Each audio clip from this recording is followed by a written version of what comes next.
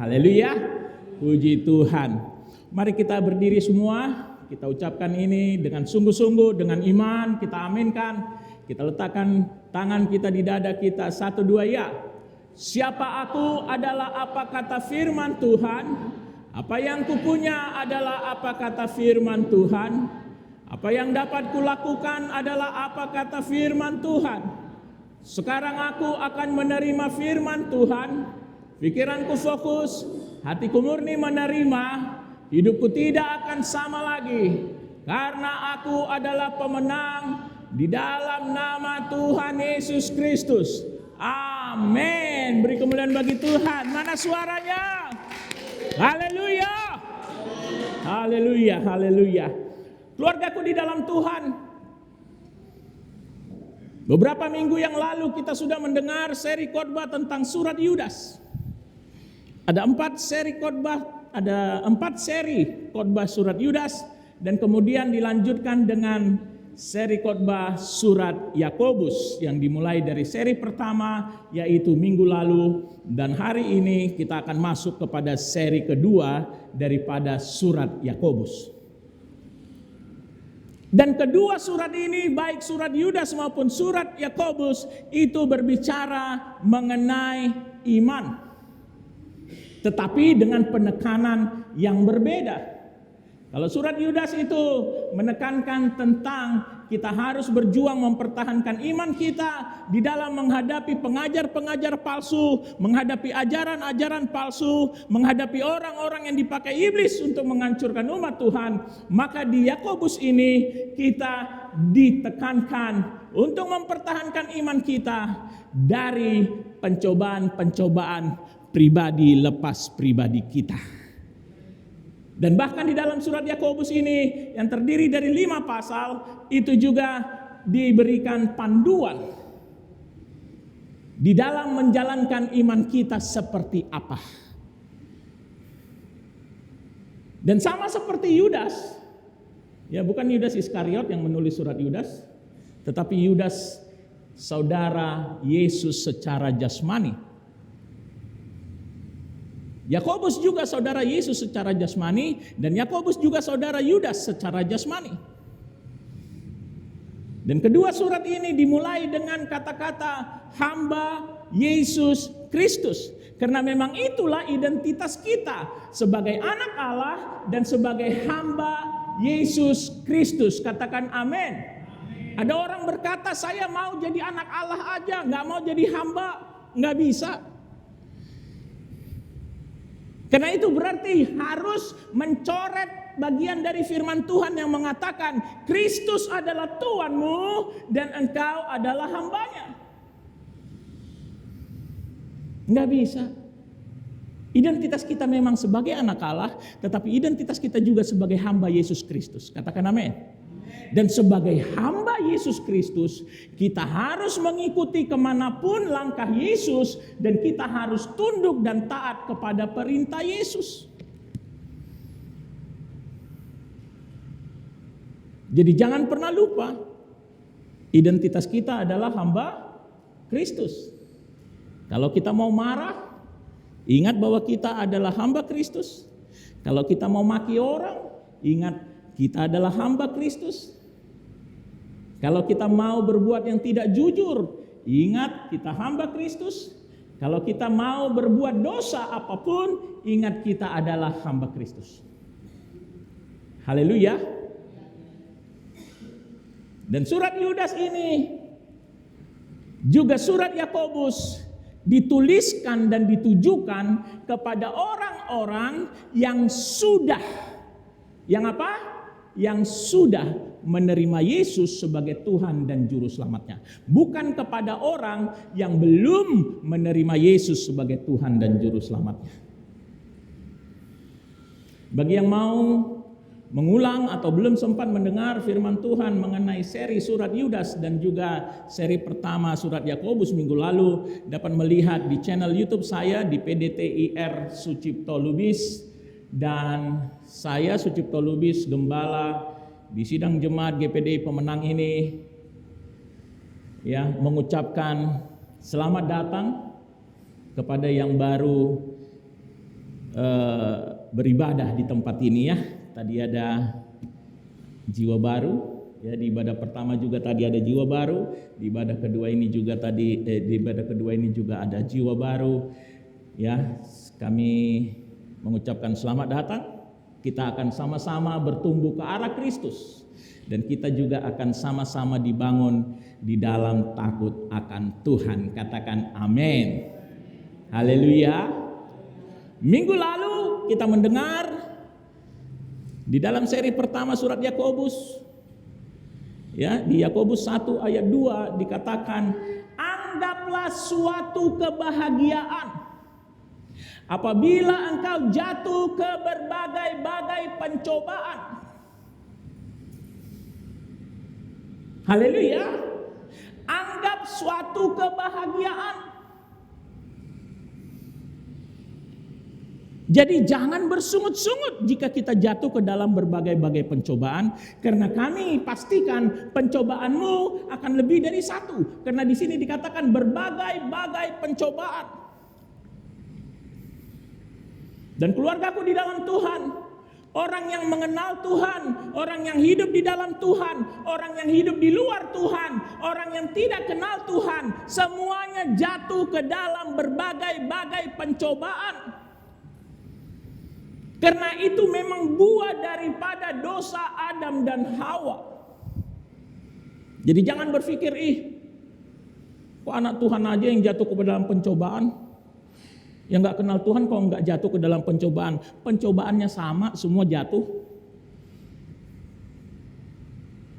Tetapi respon orang terhadap pencobaan-pencobaannya itu berbeda-beda. Ada yang merespon pencobaannya dengan akhirnya membenci diri sendiri. Tidak bisa memaafkan diri sendiri. Ada yang merespon pencobaannya dengan akhirnya membenci orang tuanya, membenci ini, membenci itu. Karena mereka menganggap orang tuanya lah yang menyebabkan pencobaan dia.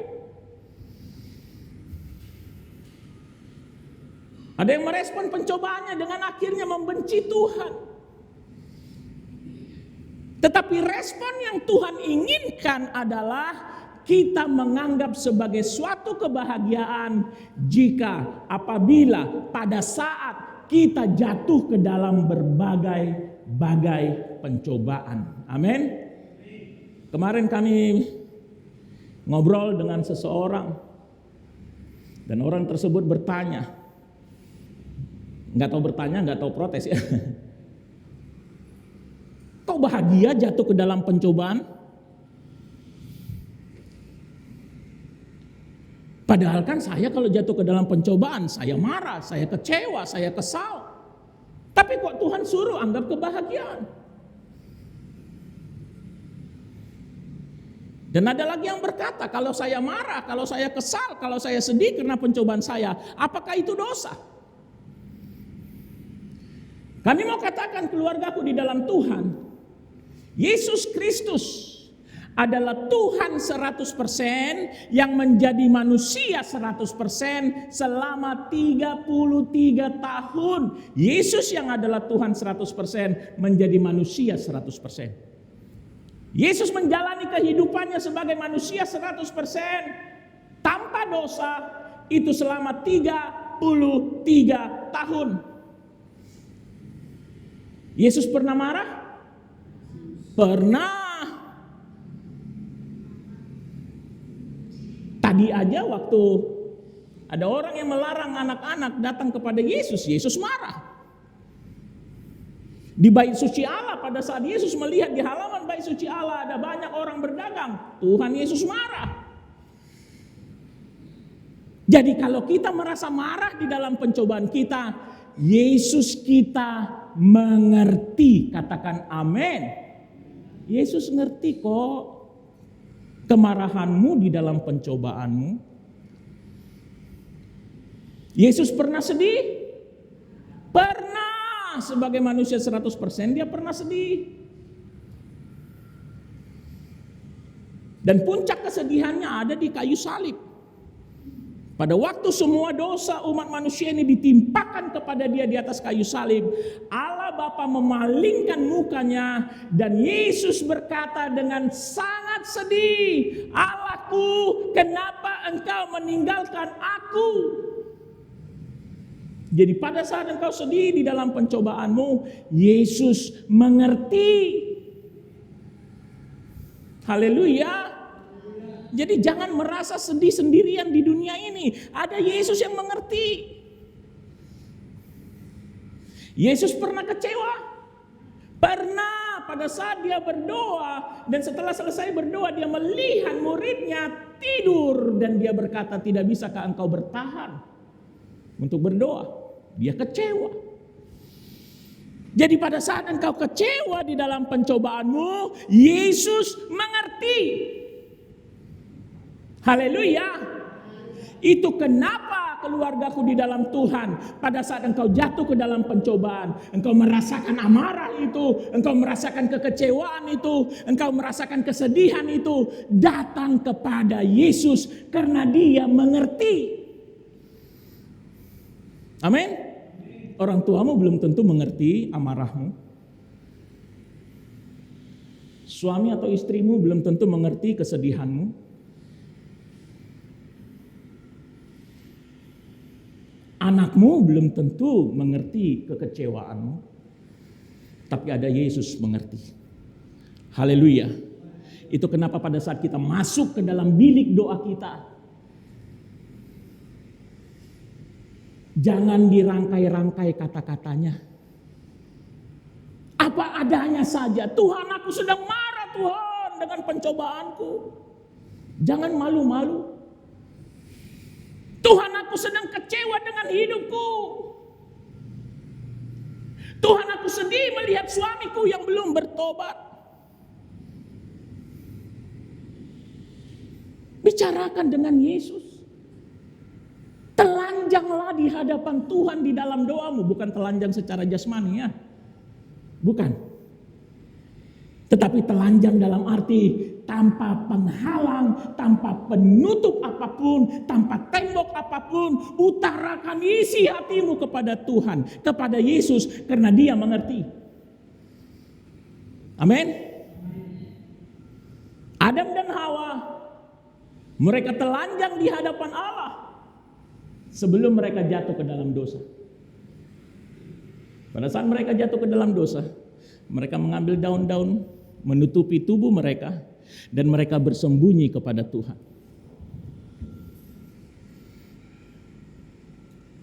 Tetapi di dalam bilik doa kita, ambillah sikap seperti Adam dan Hawa sebelum mereka jatuh ke dalam dosa. Mereka telanjang apa adanya di hadapan Tuhan. "Ini aku Tuhan, dengan amarahku, dengan kecewaku, dengan kekesalanku, dengan kesedihanku." Tuhan mengerti. Dan Tuhan akan membalut luka-lukamu. Karena dia mengerti. Amin. Tuhan akan mengobati amarahmu. Tuhan akan memulihkan rasa kecewamu. Karena Yesus mengerti.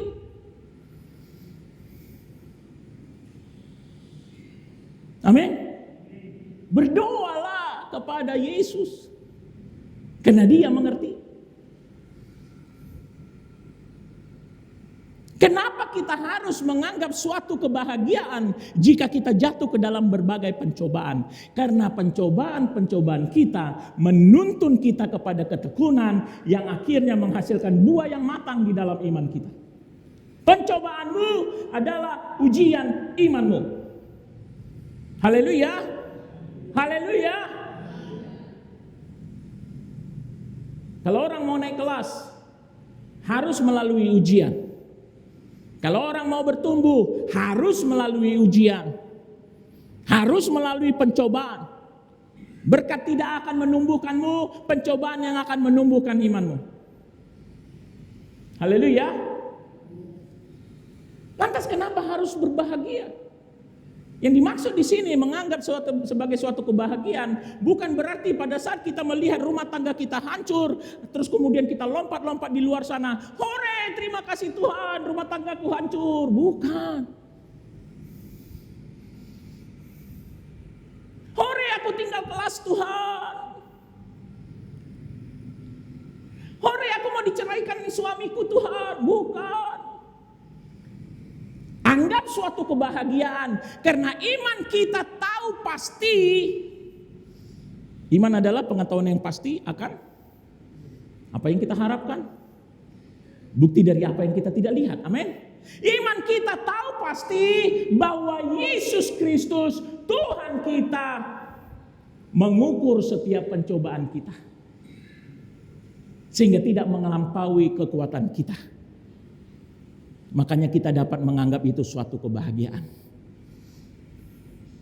Karena iman kita juga tahu pasti Tuhan memegang kita dengan tangan kanannya yang memberikan kemenangan. Amin. Kita tahu pasti Allah turut bekerja di dalam segala sesuatu untuk mendatangkan kebaikan bagi mereka yang mengasihi Dia dan yang terpanggil sesuai dengan rencananya. Kita tahu pasti itu. Makanya kita berbahagia. Dan kita juga tahu pasti di ujung pencobaan itu apabila kita tahan uji ada berkat yang lebih besar yang Tuhan sediakan. Katakan amin. Katakan haleluya. Kalau Yusuf kalah di dalam ujian imannya, di dalam pencobaan demi pencobaan, dia tidak akan menerima yang Tuhan sudah sediakan, yaitu menjadi orang nomor 2 di kerajaan Mesir.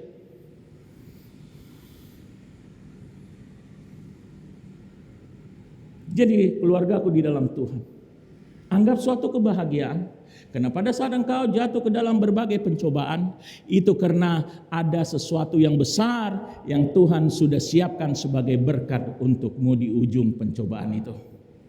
Dan selama engkau menjalani pencobaan itu, Tuhan tidak pernah biarkan engkau sendiri.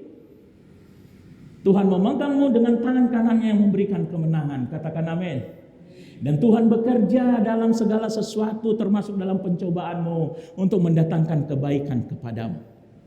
Itulah alasan kita kenapa kita harus berbahagia. Haleluya. Dan dikatakan juga bahwa siapa yang kekurangan hikmat haruslah ia meminta kepada Tuhan. Daud meminta hikmat dari Tuhan. Salomo meminta hikmat dari Tuhan. Gideon berjalan ke medan tempur dan memilih tentaranya itu karena hikmat dari Tuhan.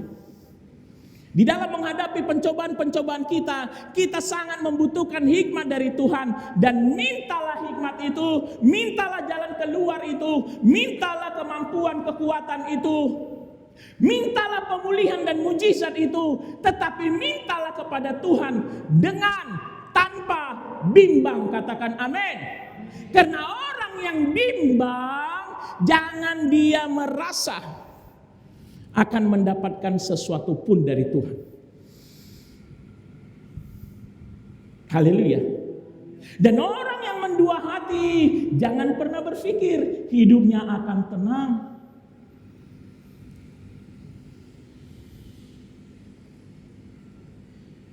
Itu kenapa pertahankan iman kita.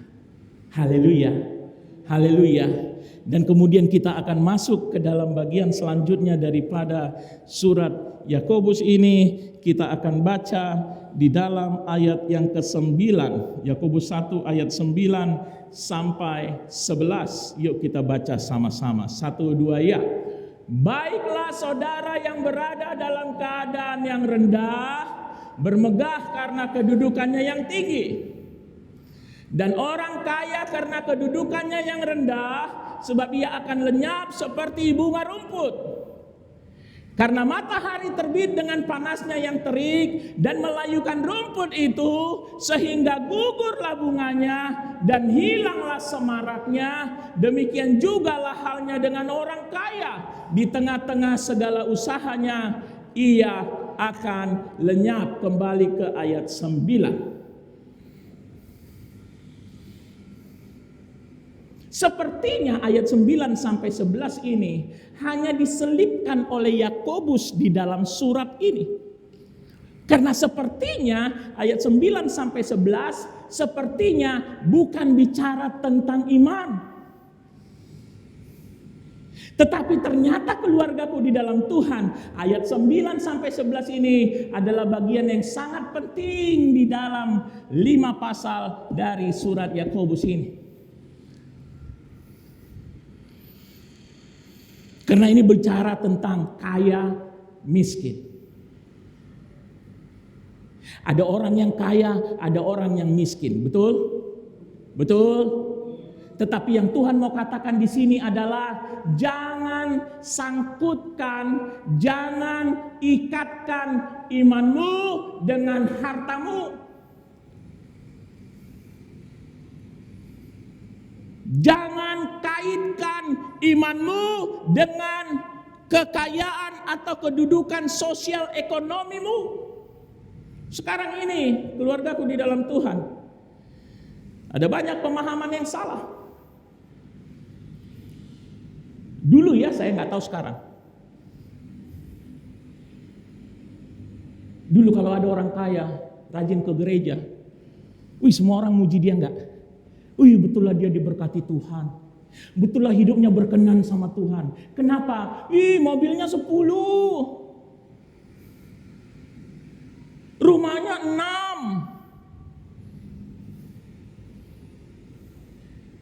6. Anaknya di luar negeri semua.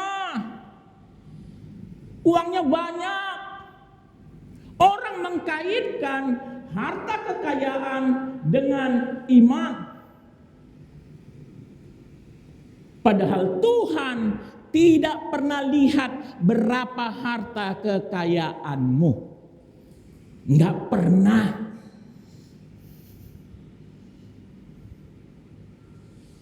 Dulu banyak orang berpikir, banyak orang menganggap kalau hidup berkenan kepada Tuhan pasti kaya, pasti hidupnya berlimpah. Kalau ada orang yang miskin berarti hidupnya tidak berkenan ke hadapan Tuhan, berarti dia melakukan dosa.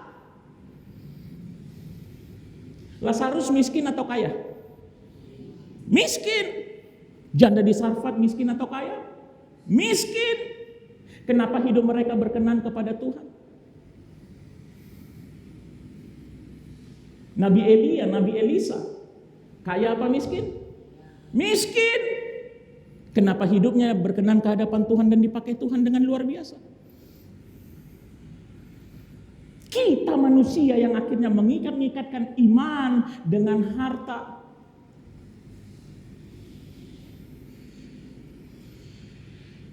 Kita lupa bahwa iblis pun bisa kasih harta kekayaan. Yesus pada saat puasa 40 hari 40 malam, salah satu pencobaan yang diberikan iblis adalah iblis menawarkan harta kekayaan kepada Yesus.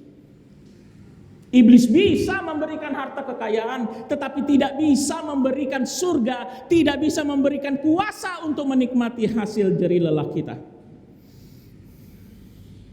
Iblis tidak bisa memberikan berkat yang Tuhan berikan. Dulu ada menteri marga batubara, orang Kristen, katanya GPDI di Jakarta, rajin ibadah, rajin nyumbang ke gereja, rajin menyumbang ke pendeta-pendeta, rajin menyumbang ke pelayanan-pelayanan. Orang semua memuji dia. Pantaslah dia jadi menteri ya. Pantaslah dia jadi orang kaya. Hidupnya berkenan kepada Tuhan. Tiba-tiba ketangkap KPK karena korupsi. Akhirnya dipenjara. Ada seorang jenderal, kalau masih ingat Jenderal Sambo, itu juga Kristen. Rajin ibadah suami istri.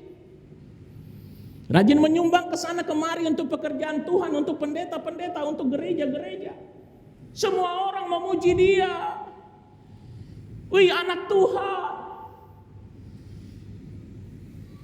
Tiba-tiba dia membunuh ajudannya. Dan ada seorang pendeta besar yang membela dia. Bahkan sampai melalui media sosial pendeta besar ini mempersalahkan korban kepada keluarga korban. Mungkin pendeta ini menerima besar dari Sambo. Dan kemudian terbongkar lagi bahwa kekayaan daripada jenderal ini didapat dari hal-hal yang di luar Tuhan. Iblis pun bisa kasih harta kekayaan.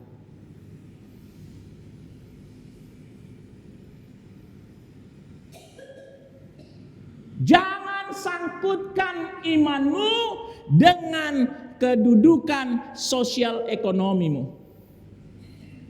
Bukan karena orang itu miskin, maka dia tidak punya nilai dalam hidupnya. Karena nilai seseorang ditentukan dari imannya, dari moralnya, dari etikanya, dari kejujurannya, dari keadilan yang dia miliki. Haleluya.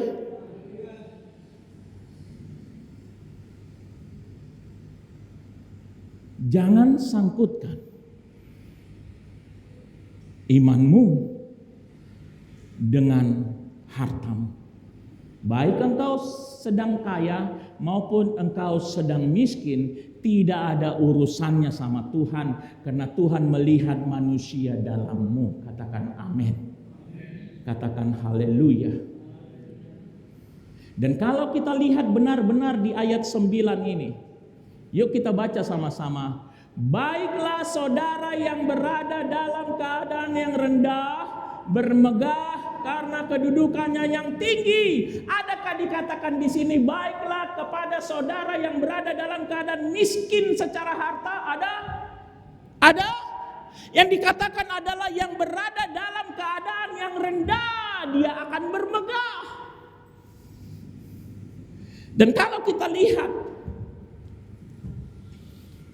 di dalam Matius 5 ayat 3. Matius 5 ayat 3. Yuk kita baca sama-sama. 1, 2 ya.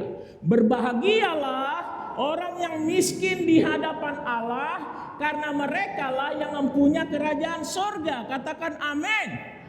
Adakah di sini ditulis berbahagialah orang yang miskin harta di dunia ini? Yang ditulis apa? Miskin di hadapan Allah.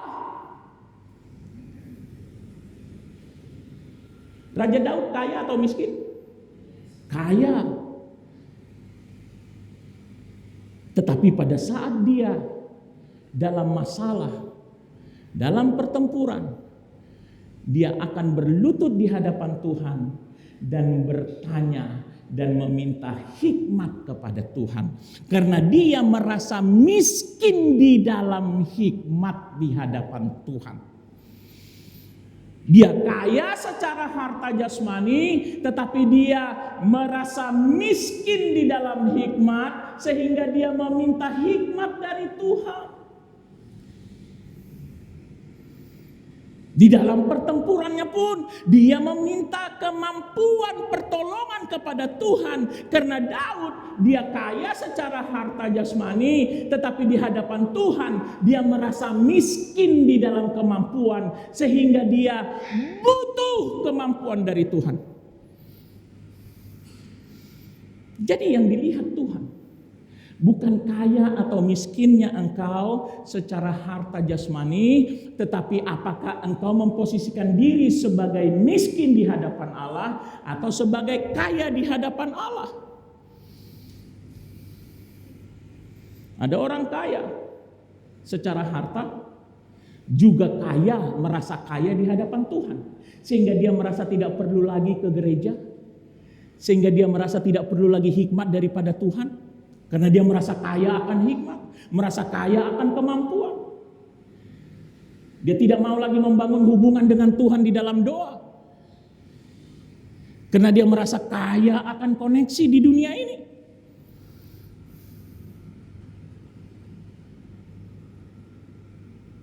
Tetapi apakah cuma orang kaya secara harta yang seperti itu? Banyak juga orang yang miskin secara harta, tapi merasa kaya di hadapan Tuhan. Merasa hebat di hadapan Tuhan. Miskin secara harta, tapi nggak pernah mau beribadah, nggak pernah mau berdoa, karena merasa hebat di dalam hikmat. merasa hebat di dalam kemampuan, nggak pernah mau baca Alkitab, karena merasa tidak perlu dia mendengar suara Tuhan, karena dia merasa kaya di hadapan Allah. Yang Tuhan inginkan adalah merasa miskinlah di hadapan Allah. Haleluya. Sehingga engkau meminta hikmat dari Allah, meminta kemampuan daripada Allah, meminta kemenangan daripada Allah, merasa tidak mampu hidup tanpa Allah. Abraham kaya secara harta atau miskin? Kaya. Tetapi pada saat Tuhan suruh dia pergi meninggalkan negerinya, dia berkata, "Ya Tuhan." Pada saat Tuhan meminta anaknya Ishak yang sudah ditunggu lama supaya disembelih menjadi korban, Abraham berkata, "Ya Tuhan." Dia kaya secara harta, tetapi dia merasa miskin di hadapan Allah. Dia tidak mengikatkan dirinya dengan hal-hal di dunia ini. Bagaimana dengan kita? Bagaimana dengan kita? Ada orang yang bangga dengan kemiskinannya. Aku orang miskin, aku pasti masuk surga. Siapa bilang? Pertanyaannya adalah, apakah engkau merasa miskin di hadapan Allah atau merasa kaya di hadapan Allah?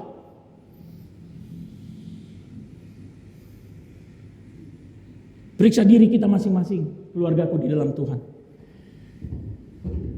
Kalau seseorang tidak mau baca Alkitab setiap hari, paling tidak setengah jam, maka dia adalah orang yang merasa kaya di hadapan Tuhan, merasa kaya akan hikmat, sehingga merasa tidak butuh hikmat daripada Tuhan. Merasa kaya akan kehebatan, sehingga dia tidak merasa perlu mendengar suara Tuhan setiap hari.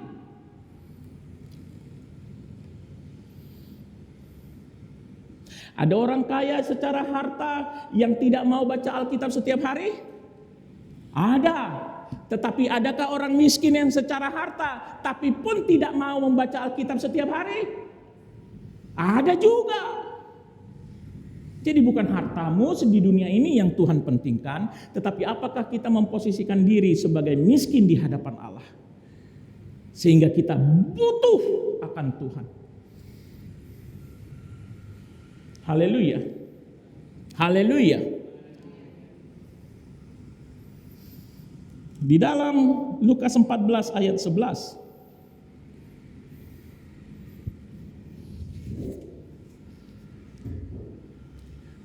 Sebab barang siapa meninggikan diri, ia akan direndahkan. Dan barang siapa merendahkan diri, ia akan ditinggikan. Orang yang merasa miskin di hadapan Allah, dia akan merendahkan dirinya serendah-rendahnya di hadapan Allah. Sudahkah kita seperti itu? Ataukah kita merasa kaya di hadapan Tuhan sehingga kita meninggikan diri kita? Ingat, orang yang meninggikan diri, orang yang merasa kaya di hadapan Tuhan, orang yang merasa tidak perlu akan Tuhan, tidak perlu akan suara Tuhan, tidak perlu akan hubungan dengan Tuhan, engkau akan direndahkan serendah-rendahnya oleh Tuhan. Hati-hati. Haleluya. Karena dikatakan di dalam Yakobus tadi, pasal 1, ayatnya yang ke-11. Karena matahari terbit dengan panasnya yang terik dan melayukan rumput itu sehingga gugurlah bunganya dan hilanglah semaraknya, demikian jugalah halnya dengan orang kaya di tengah-tengah segala usahanya, ia akan lenyap. Orang kaya yang dimaksud adalah orang yang merasa kaya di hadapan Tuhan, orang yang merasa kaya akan hikmat di hadapan Tuhan, sehingga tidak perlu Tuhan, tidak perlu berdoa menjalin hubungan dengan Tuhan, karena dia merasa kaya akan kemampuan. Orang seperti itu akan layu dan lenyap di dalam segala usahanya.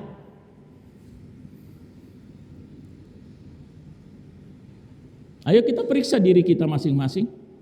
Itu kenapa saya katakan ayat 9 sampai 11 ini bukan cuma diselipkan oleh Yakobus, tetapi itu adalah bagian yang sangat penting juga di dalam iman kita. Jadi keluargaku di dalam Tuhan, kalau kita lihat orang yang merasa kaya di hadapan Tuhan akan layu dan lenyap di dalam segala usahanya. Amin. Haleluya. Ayat 12. Berbahagialah orang yang bertahan dalam pencobaan, sebab apabila ia sudah tahan uji, ia akan menerima mahkota kehidupan yang dijanjikan Allah kepada barang siapa yang mengasihi Dia. Katakan amin. Jangan katakan kita pengikut Kristus kalau kita tidak peduli dengan mahkota kehidupan yang kekal. Tujuan utama Yesus mati di kayu salib adalah untuk memberikan kehidupan yang kekal. Karena kehidupan yang di bumi ini sementara. Siapa yang merasa cantik? Cuman saya? Siapa yang merasa ganteng? Cuman saya? Saya sama Samuel. Tapi gantengnya saya dengan Samuel itu sifatnya sementara. Cantiknya saya sementara. Kepintaranmu sementara. Hartamu sementara. Bapak saya meninggal umur 85 tahun. Ya 84 tahun sekian bulan. Mertua saya meninggal umur 84 tahun sekian bulan juga. Opung saya, bapak dari bapak saya meninggal umur 68 tahun. Kalau kita lihat di berita-berita ada juga orang yang meninggal umur 30 tahun, umur 20 tahun, umur 35 tahun, umur 40 tahun. Hidup di dunia ini hanya sementara. Dan Yesus mati di kayu salib, darahnya tercurah bukan untuk kehidupan yang sementara ini, tetapi untuk menebus kita, untuk memberikan kita kehidupan yang kekal itu. Katakan haleluya. Banyak orang Kristen hanya memikirkan kehidupan yang sementara ini. Dia tidak peduli Tuhan. Yang dia pedulikan adalah harta, yang dia pedulikan adalah kenikmatan dunia ini, yang dia pedulikan adalah kehormatan di dunia ini. Dia lupa bahwa itu adalah hal yang sementara. Dan pada saat dia mati, ada kekekalan yang sedang menunggunya. Kekekalan di surgakah bersama Yesus Kristus, atau kekekalan di nerakakah bersama iblis?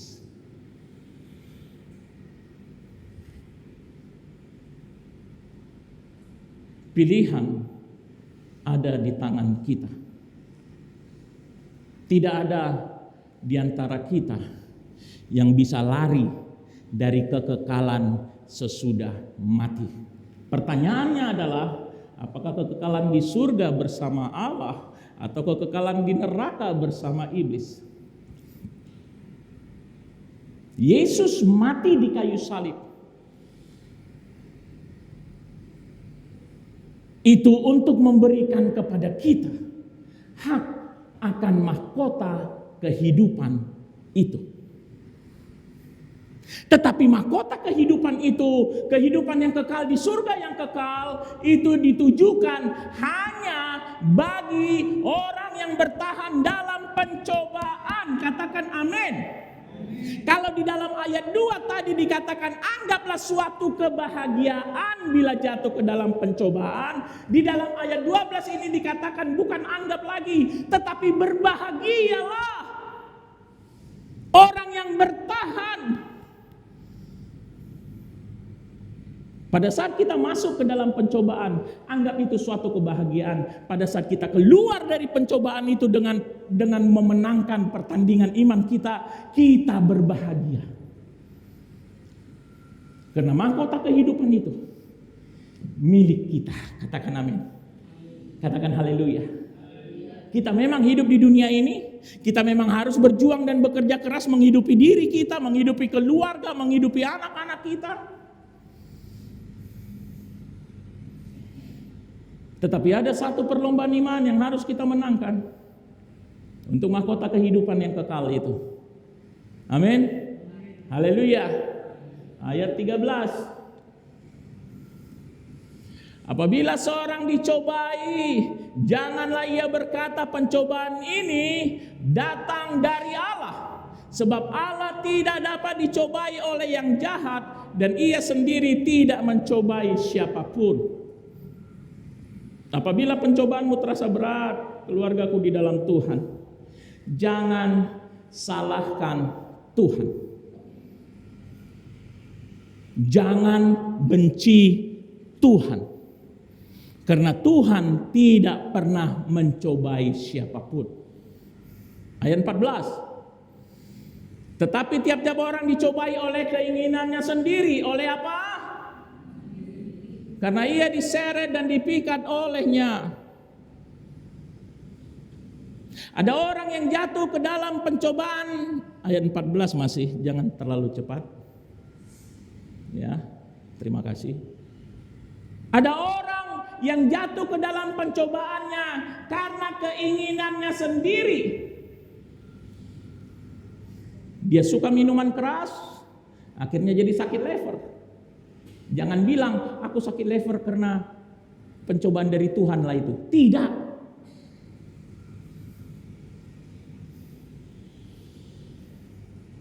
Karena keinginanmu. Tetapi ada juga pencobaan karena iblis. Ayub bukan dicobai oleh keinginannya sendiri, bukan dicobai oleh Allah, tetapi yang mencobai Ayub adalah iblis. Yusuf bukan dicobai oleh keinginannya sendiri, bahkan dia menolak ajakan berzina dari istri Potifar, dan juga bukan dicobai oleh Allah, tetapi iblis yang mencobai dia, karena iblis ingin menjauhkan dia dari rencana besar Allah untuk memeliharakan bangsa Israel.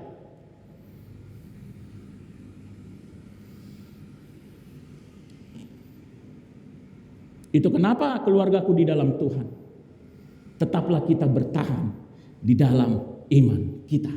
Katakan amin. Ayat 15. Di dalam setiap pencobaanmu, ayat 15. Di dalam setiap pencobaanmu, iblis selalu menyediakan satu pintu. Dan apabila keinginan itu telah dibuahi, ia melahirkan dosa. Dan apabila dosa itu sudah matang, ia melahirkan maut.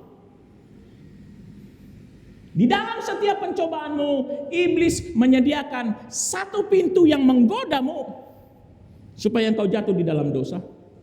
Pada saat perdaganganmu jatuh, iblis menyediakan pintu supaya engkau datang kepada dukun untuk mengambil penglaris. Supaya engkau mulai menipu pelanggan, supaya engkau mulai menukangi timbangan. Pada saat suami dan istri berkelahi, iblis juga menyediakan satu pintu supaya suami atau istri mulai berselingkuh, mulai berzina.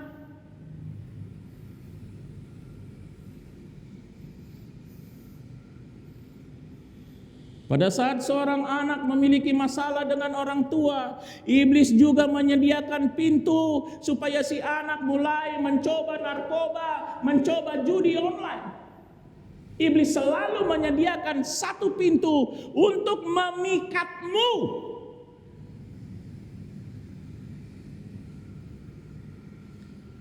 Supaya melahirkan dosa. Dan apabila dosa itu sudah matang, ia melahirkan maut.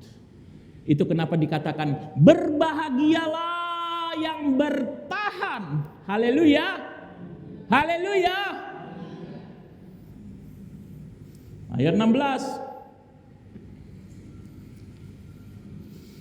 Saudara-saudara yang kukasihi, janganlah sesat. Ayat 17.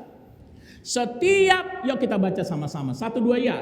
Setiap pemberian yang baik dan setiap anugerah yang sempurna datangnya dari atas, diturunkan dari Bapa segala terang. Padanya tidak ada perubahan atau bayangan karena pertukaran. Katakan amin. Semua yang baik asalnya dari Tuhan. Itu adalah anugerah dari Tuhan. Siapa di sini yang masih bernafas? Kok banyak yang gak angkat tangan, tapi bisa duduk? Orang gak bernafas lagi bisa duduk gak? Siapa di sini yang masih bernafas? Marhosa. Itu sesuatu yang baik atau sesuatu yang buruk? Yang baik, itu datang dari Tuhan. Syukuri, tanggung jawabi. Syukuri nafasmu masih ada, tanggung jawabi nafasmu. Dengan cara apa? Dengan cara apa? Hidup di dalam Tuhan. Jangan hidup di dalam dosa, karena itu berarti engkau tidak menghargai nafas yang Tuhan sudah berikan kepadamu. Pada saat kita masih mampu menyediakan makanan di rumah kita, itu karena dari Tuhan. Haleluya. Pada saat kita masih punya penghasilan sehingga kita bisa menghidupi keluarga kita, itu anugerah dari Tuhan. Syukuri, tanggung jawabi. Ada orang tidak menanggung jawabi penghasilan yang Tuhan sudah anugerahkan kepadanya dengan cara dia bermain judi online.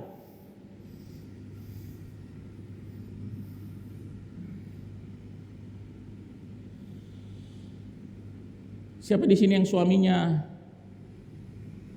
masih hidup? Angkat tangan. Nanti beneran gak hidup lagi loh.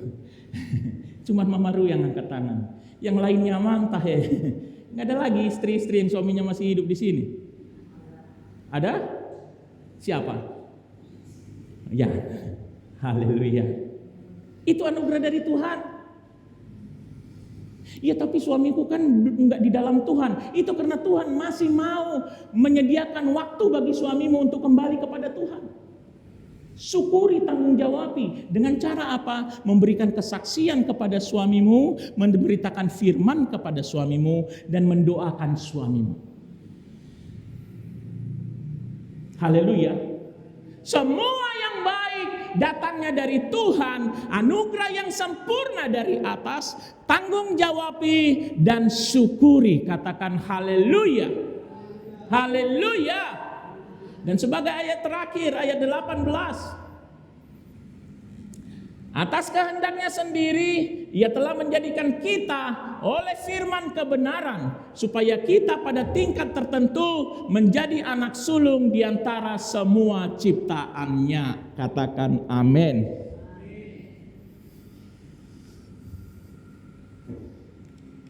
Atas kehendaknya sendiri, bukan karena apa yang kita perbuat, bukan karena apa yang kita miliki, tetapi anugerah yang sempurna atas kehendak Tuhan. Maka kita menerima darah Yesus untuk ditebus dari dosa, sehingga kita bisa memiliki hak akan mahkota kehidupan. Katakan amin. Hanya karena anugerah dari Tuhan, karena kehendaknya sendiri, Dia mengulurkan tangan kanannya untuk memberi kemenangan kepada kita. Atas kehendaknya sendiri, Dia memberikan mujizat itu terjadi kepada kita. Haleluya. Tetapi yang Tuhan minta adalah hiduplah di dalam firman kebenaran. Katakan amin. Ada sekarang orang banyak yang berubah menjadi jaka sembung bawa golok. Apa itu artinya jaka sembung bawa golok? Tahu? Tahu? Apa? Nggak nyambung, goblok gitu ya. Saya baru tahu. Jaka sembung bawa golok, nggak nyambung, goblok. Katanya, kata Tante Ruth ya, bukan kata saya. Banyak orang berubah menjadi jaka sembung bawa golok. Minta berkat dari Tuhan, minta perlindungan dari Tuhan, minta mujizat dari Tuhan, minta anak dari Tuhan, minta damai dari Tuhan, tetapi tidak pernah mau memberikan waktu setengah jam saja setiap hari untuk mengetahui apa isi hati Tuhan.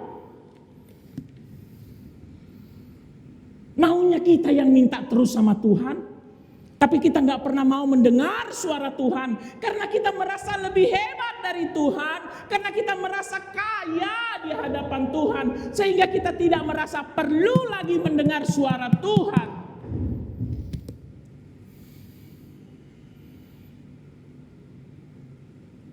Itu namanya jaka sembung bawa golok.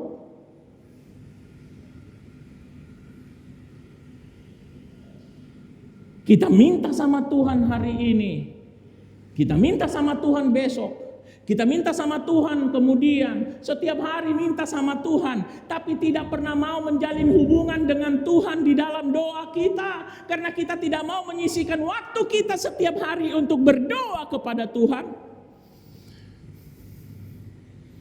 Kita merasa kaya di hadapan Tuhan, sehingga merasa tidak perlu lagi punya hubungan dengan Tuhan. Tuhan itu cuma dianggap sebagai ATM.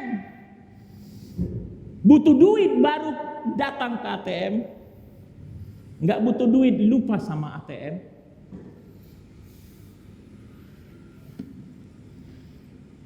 Jadi keluargaku di dalam Tuhan, ayo hidup di dalam firman kebenaran, katakan amin. Dan pada saat kita hidup di dalam firman kebenaran, oleh kehendak Allah sendiri, Ia akan menjadikan kita menjadi anak sulung. Amin. Dia akan menganugerahkan hal-hal yang sempurna.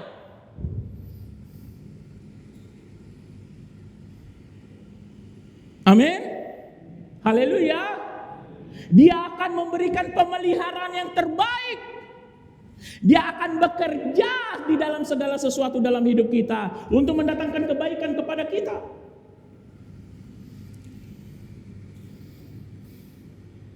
Tetapi hiduplah di dalam firman kebenaran Tuhan. Katakan amin. Haleluya. Siapa di sini yang sedang memiliki pencobaan? Angkat tangan. Hiduplah di dalam kebenaran firman Tuhan. Mulai hari ini, siapkan waktumu untuk membaca Alkitab setiap hari. Dimulai dari Injil Matius, minimal 1 perikop setiap hari. Itu cuma butuh setengah jam kok membaca 1 perikop dan merenungkannya. Setengah jam Tuhan minta. Sementara untuk nongkrong menggosip bisa habis 3 jam. Untuk scrolling di media sosial bisa habis 5 jam. Untuk nonton di TV bisa habis berapa jam? Ya. Tapi setengah jam untuk Tuhan tidak pernah mau kasih.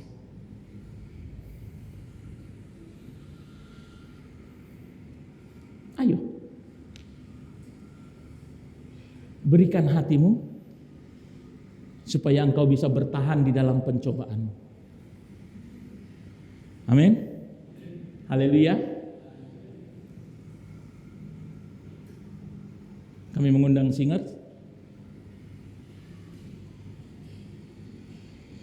Seri kedua dari surat Yakobus ini menekankan kepada kita untuk mempertahankan iman kita dalam segala pencobaan kita. Amin. Haleluya. Untuk tidak mengikatkan hati dan iman kita kepada hal-hal yang sementara di dunia ini.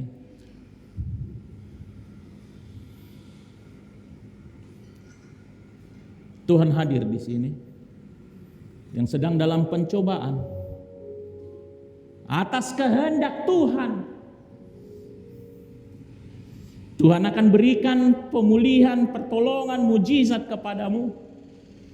Tetapi hiduplah di dalam firman kebenaran Tuhan. Katakan amin. Yang memiliki pencobaan dan ingin didoakan, kami undang ke depan berlutut dengan iman. Haleluya. Dan tangan kami hamba-hamba Tuhan akan digantikan Tuhan. Tuhan akan menjamamu. Kemurahan-Mu lebih dari hidup.